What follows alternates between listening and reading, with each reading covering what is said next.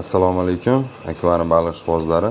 Hop, bu videoyimiz qisqacha informatsiya ikra to'g'risida.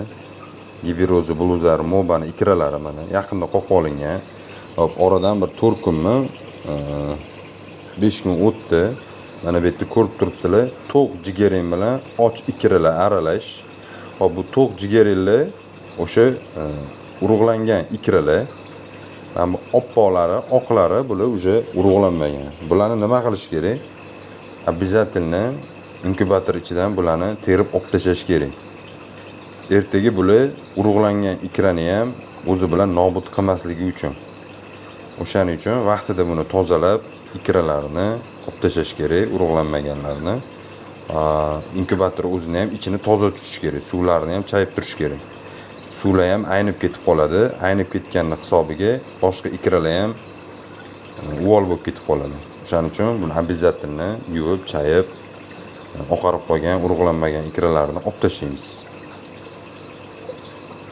Xo'p, 100% oqargan bilan jigaring ikrani yana qatdan bilsa bo'ladi. Mana qo'lingizda inkubator idishi, tegimni olib olsanglar, qo'lingizlarni qo'yib olsanglar, to'mliroq narsani ustiga qo'ysanglar mana shundoq ko'rinib turibdi. Qanchasi oqargan, qanchasi urug'langan. Shu oppoqlarni terib tashlaymiz. Xo'p, xudo xolasa, mana ikralarimizni tozalab oldik. O'sha почти ikradan yana ko'rib turibsizlar, kallalari chiqib qopti tumlari bilan. Ochib chiqyapti xudo xolasa. Buni hozir tekshirish uchun mana yana boydagi bitta qilib ko'ramiz. Oppoqlari qolmagan. Qolmaganmi? Qo'lga shundoq qo'yamiz. Qarasanglar, mana hammasi bir xil. Chimchigan bo'lib turibmiz. Inkubatorga yana qo'yib qo'yamiz, xudo xolasa. Ma'lumot yoqqan bo'lsa, like, podpiskani unutmanglar.